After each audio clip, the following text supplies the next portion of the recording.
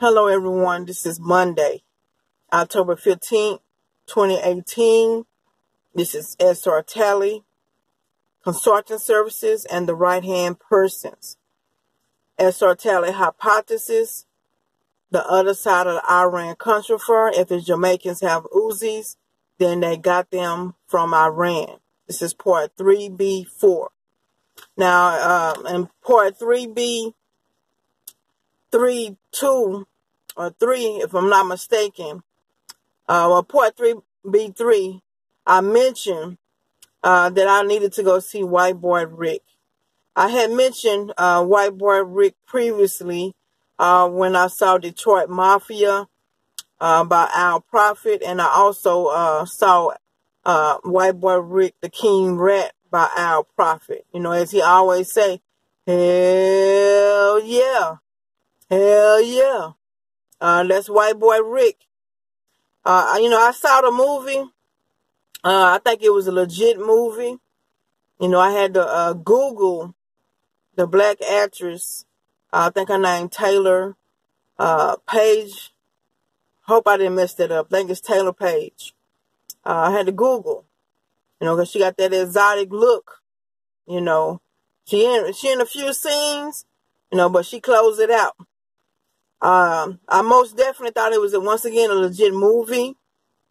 I really, feel like, due to his circumstances and him assisting the FBI, even though he really didn't want to, he ended up with a life sentence. He has now spent like 30 years in prison since he was 17 years old. And he, just, I think, got released of his federal sentence and has to finish a little bit more time in Florida for offense he committed while he was in a federal penitentiary. I know I'm gonna have some African Americans say, well, we've been getting them that time for many years, but it was a legit movie. He went to prison for selling 8 kilos. At the age of 17 years of age. Now, we're talking about Dallas, Texas now. Before I get to Dallas, Texas, I forgot I also saw the movie John Travolta in, and that's John Gotti. I also thought it was a legit movie, but, of course, I've read so much on John Gotti, some of the scenes, that I was, familiar with due to, gathering data on him. We'll come back to John Gotti another time. Once again, the Italian Don formerly the Italian Don in New York City. He became a member of the Gambino family along with 4 other brothers. And if I'm not mistaken, of course, eventually his son will take over after he is sentenced to prison. And that's John A. Gotti, Johnny Boy, PD Boy, etc. Now, we're going to talk about Dallas, Texas, because this is what this is all about. The African-American criminal culture in Dallas, Texas. And as I mentioned previously, I wanted to go back to the crack epidemic because that most definitely was a major change in the African-American women and men behavior in this city. So let's start with the Italian Mafia because, as I mentioned previously, drugs were all legal in America. Morphine, heroin, cocaine, all legal. Then it becomes illegal. I'm going to discuss a little bit why it became illegal. Now, this is from the D magazine. This is from Wikipedia. Carlos Joseph Pereno started the Dallas fraction of the Italian Mafia in 1921. And he supposedly was over the entire state of Texas. Now, this is from the D Magazine article, Who's Behind the Mafia in Dallas? Joseph Civilio, Italian Mafia of Dallas, Texas. Joseph Civilio had been arrested along with 10 others in connection with the Louis Daddy Ginsburg, which is Jewish Mafia of Dallas, Texas, narcotics smuggling ring. We were selling morphine and heroin, reputed to be the largest heroin pushing organization in the Southwest. Now, further down in this article, it discusses, now this article came out in 1977. Now, the magazine basically states that, the Jewish Mafia and the Italian Mafia got busted together. They were selling narcotics. Now, in Wikipedia, it says the Jewish Mafia and the Dallas Italian Mafia were enemies. They were competitors, etc. I don't know which is true. Now, in the Wikipedia, it says that we're actually, have a partnership with New York. The Italian Mafia has a partnership with New York. The Jewish Mafia had a partnership with Chicago. Now, I'm thinking if they had a partnership with Chicago, they could have had a partnership with the Irish Mafia. Jimmy Hoffa was in charge of the Irish division. He's a mob boss. He's over the unions in the Midwest. But we'll discuss that in just a second. I'm going to come back to that. He's over the union in the Midwest. And, Jewish Mafia and the Irish may have had a connection. Now, it states narcotics trafficking in Dallas is based on the Mexican connection of 400 to 500 Mexican dealers. We are a stopover point for Los Angeles, Denver, Chicago, and New York. That's from the D magazine. We were not known as users. Now, this is 1977. We were not known as users at that point. We were a stopover point for the New York and Chicago Mafia. Now, the Guardian says that, we sent our drugs to Atlanta, Chicago, and New England. And that's more current. So once again, in 1977, it basically states that we were not a user city. We're more likely a stopover city, a transshipment city for the Mafia. We had the Jewish Mafia. We've had the Italian Mafia. And don't forget, so we had those Mafia. Now, this just mentioned the Mexican connection. Now, a lot of Mexican gangs came about in the early 80s, like the Mexican Mafia, the Aztec Barrios. What's another one? My mind is blank. Tango Blast is new. So Mexican Mafia, Aztec Barrio, Tango Blast, most definitely either came in 1980 or after. And MS-13, yes, MS-13. And the Texas Syndicate, once again, was with Mexican immigrants and whites. Came in the early 70s, already selling cocaine here in the state of Texas. Now, I wanted to go over something because it brings up Carlos Marcello.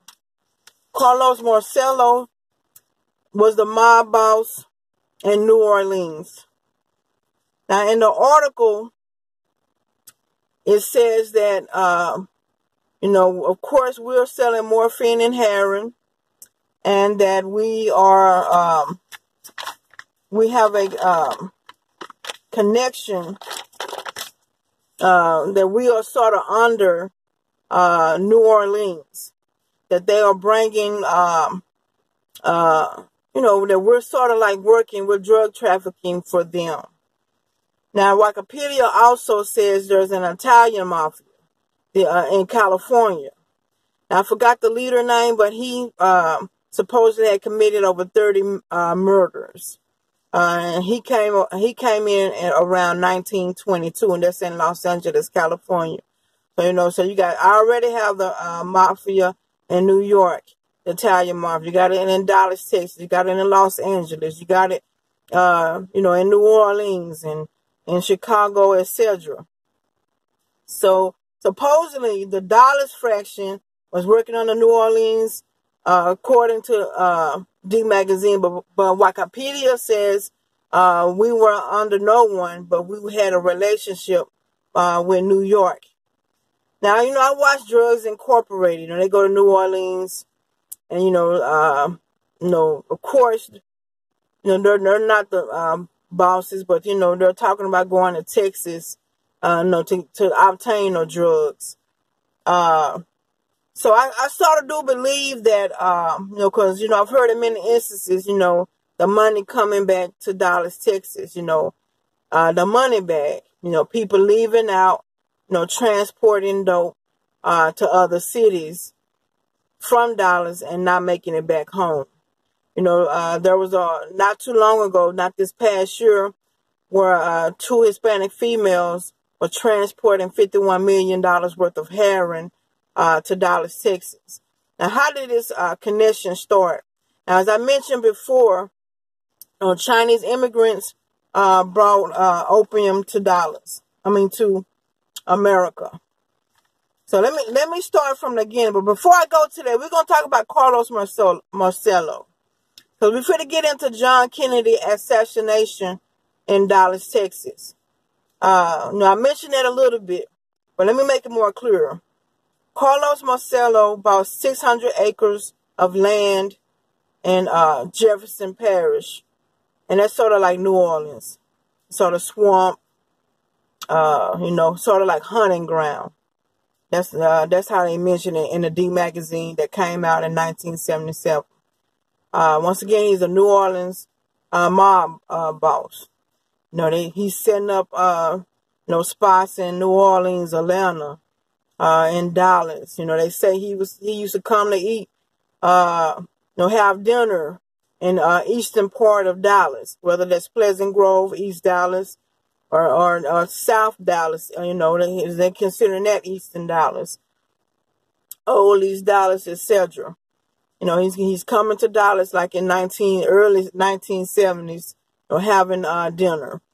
But as I read the other article of how the drugs are entering into Texas, I most definitely think he's coming to make sure that drugs are transported.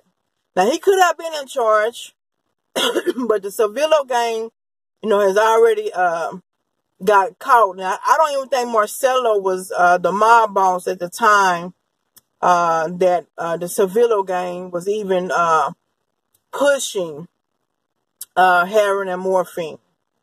Because this happened to be in 1930s. I think Marcello comes into to leadership like after maybe the 50s or etc. So I most definitely think that we are the one that's pushing the drugs out of this state, out of this city. Now, in a documentary, JFK Declassified, tracking Lee Harvey Oswald, they go to New Orleans. Once again, as I mentioned in the other parts of the videos that I have made, Civillo, I talked about the colonization of America.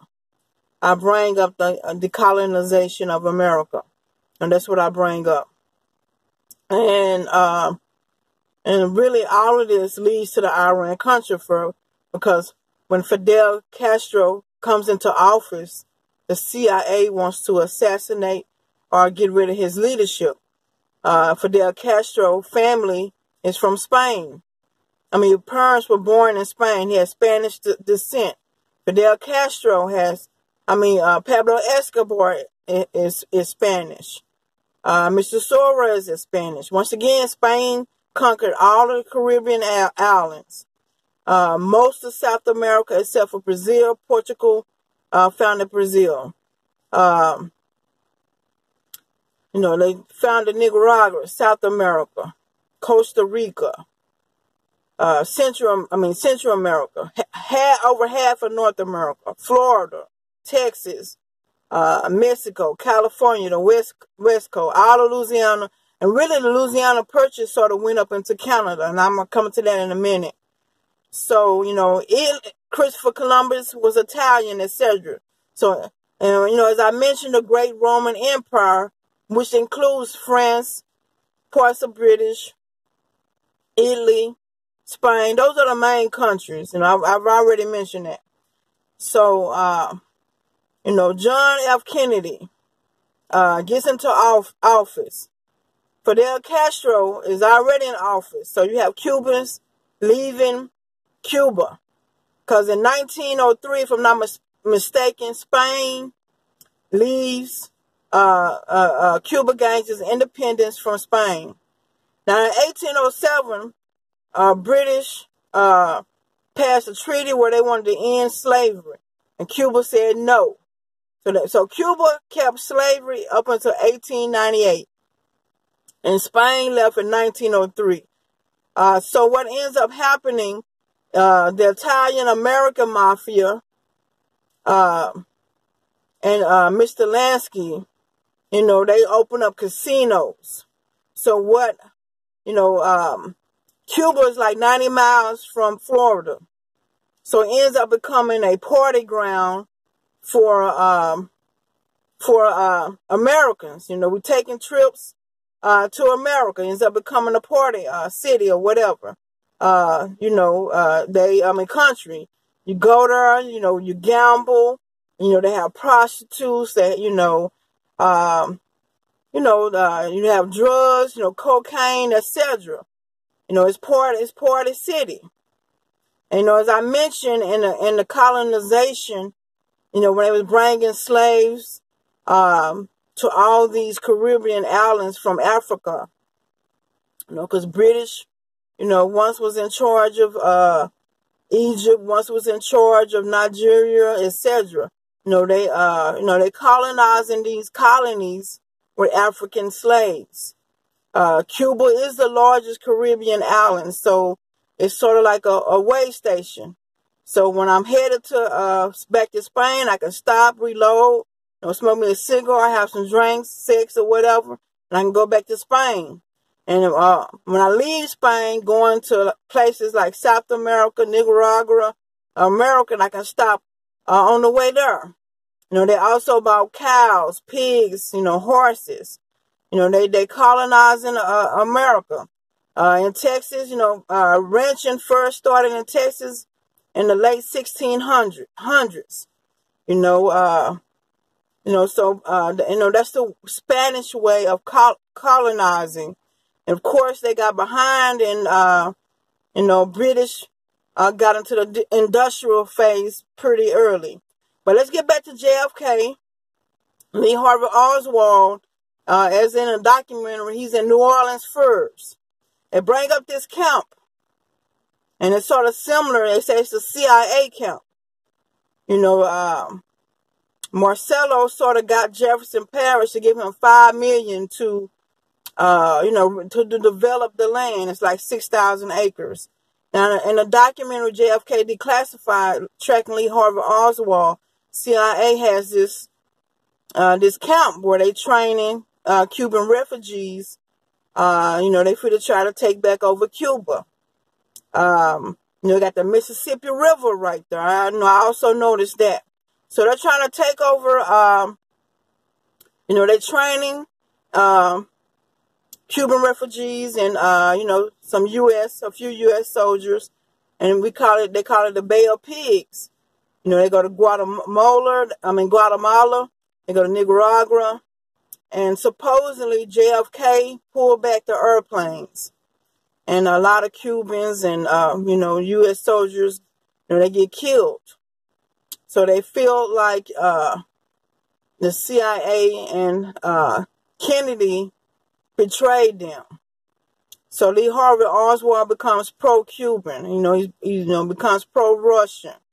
They say 5 Cubans were living in houses in Oak Cliff. Now, we know Oak Cliff in the beginning was predominantly white. If you ever went to Carter High School and you look at the senior classes, you see all white, then you see salt and pepper, you see a few whites and blacks.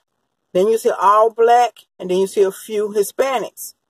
Now, most definitely, you have a whole lot more Hispanics than you probably have had when I went there in 86 to 88.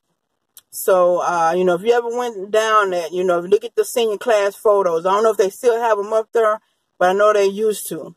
So, I'm thinking also, in Oak Cliff neighborhood back then, once again, we talking about 1963, because I know my family moved from the West Dallas Projects to Oak Cliff in 1969. I think the only areas of Oak Cliff that probably were African American, of course, was probably the bottom, the Bonneview area, and the Lancaster, few houses in the Lancaster Keys.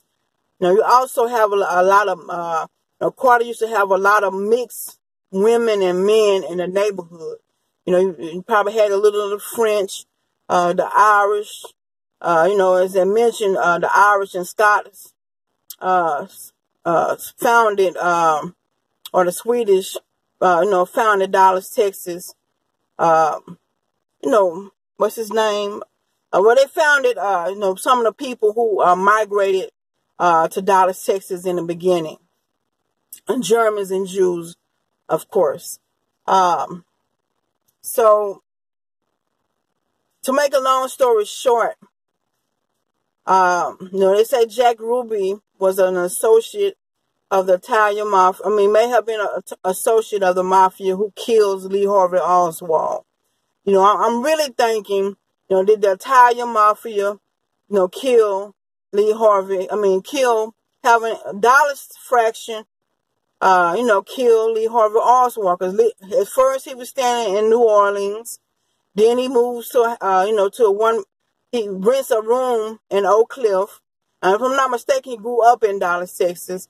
Went to the Army, went to New Orleans, and then come back to Oak Cliff neighborhood in Dallas, Texas. So that's pretty much, what has happened. But Carlos Marcello, I'm thinking, they was training on the land of the Italian Mafia. So the Italian Mafia may have assisted the CIA in preparing the Cuban refugees and the few U.S. soldiers to overthrow Fidel Castro. Because when Fidel Castro, once again, his parents are Spanish, and he kicked out the Italian-American Mafia when he took over. And he, so it sort of caused a little friction, most definitely between America and Cuba. And I think America stopped trading with Cuba, etc. So, once again, goes back to the colonization of America because, Spain had all this free space. Texas Alamo War. The U.S. assisted Texas, so Spain had all this space in the West, the West Coast. And they didn't have enough people to colonize it. So, so the British and Irish and they call them the Fighting Irish, and the Irish coming in, the Scottish coming in, the Welsh, and they took over the land. So it sort of goes back to that. And as I mentioned, I think his name Mussolini, who took over Italy. A lot of Italians, ran to America, and this was like in the mid 1800s. And let's go back to, I wanted to go over something, because we're going to get back into, I have a lot to go. Let me hurry this up. Now, look at the states that border Canada. We've got Alaska, Idaho, Maine, Michigan, Minnesota, Montana, New York, North Dakota, Ohio, Pennsylvania, Vermont, and Washington. the population of Canada. You got English, Scottish, French, Irish, German, and Italy. Now, I want to go back over the French connection. Because, you know, in our prophet document, Detroit Mafia, it says that the Italians were giving the Detroit Mafia heroin via the French connection. Now, once again, Canada was colonized by the French from 1534 to 1763, and by the British from 1763 to 1931. So you have they say that they say right today that the French Canadians is the second largest population in Canada. Okay, so what were the Canadian French in America? Populated mainly in New England, Midwest, Vermont, New Hampshire, Maine, Massachusetts, Connecticut, Rhode Island, New York, Michigan, and Louisiana. Okay, so I'm bringing this up because I'm going to discuss the Golden Triangle and the Golden Crescent, and then I'm going to get into, because the Chinese immigrants also went to Canada with opium and created opium dens. They went to Mexico. Also, as I mentioned previously, the Chinese immigrants, went to America. So let's look at the Golden Triangle. The Golden Triangle is Burma, sort of right outside of China. In the Golden Triangle, they say Chinese Muslims and Chinese non-Muslims go to the Golden Triangle, and they assist, with the opium poppy plant, trying to convert it to heroin, etc. So you got Burma, which was formerly ruled by the Turks, Afghanistan, and lastly the British. And it used to be the leading producer of opium. You got Thailand, a minor producer, and then you have Laos, which was mainly ruled by the French. And they have an opium poppy cultivation. So you had a Golden Triangle. Hold on just a second. I'm back. All right, so we got the Golden Crescent, and that's Afghanistan. And that Afghanistan used to be ruled by British, the world largest opium producer right now. You got Pakistan, and it gained its independence from Britain in 1947. It's a transshipment location, of course, for heroin, etc. Then you got Iran. It's also a transshipment location for opium, heroin, etc. Iran, it also has one of the highest opium or heroin addiction in the world. Now, according to the CIA World Factbook, France is a transshipment location point for South American cocaine and Southwest Asian heroin. Now, we got Turkey. Now, in a documentary of Detroit Mafia by Al Prophet, the supposed two Frenchmen got their heroin from Turkey, Istanbul, and where they convert imported morphine to heroin. And, they was taking it, of course, to the Italians, and Italians brought it to the Detroit Mafia, which is an African-American group. So that's one perspective on how heroin came to America. But let's go back to the British India Company, okay? Now, I just mentioned these states were once ruled by, or countries was once ruled by British. Burma, Afghanistan, Pakistan, okay? Canada. Now, we got something called the British Indian War. The first British Indian War was from 1839 to 1842, then 1856 to 1860. So what that was about is the British trying to give opium to Chinese criminals in China. You know, China loved opium. But the China government, you know, as far as the trading, you know, they basically went to war over opium. I think French was involved in the Second War. Now, how did, you know, Mexico get involved in drug trafficking? Once again, Chinese immigrants in Mexico, in the Sinaloa area, or the Sinaloa cartel that used to be governed, or probably still is governed, by El Chapo, had opium poppy plants. And so the Chinese, who can speak Spanish and Chinese, you know, got, you know, help use Mexicans to help them transport opium to America, to other Chinese immigrants. Now, as I mentioned, the Narcotics Act was passed in 1915, which outlawed opium, heroin, cocoa leaves. What did they say? Chinese use opium to rape white women, and cocaine gave blacks superhuman powers or whatever. So once again, the Chinese immigrants brought opium to America. They brought opium to Canada.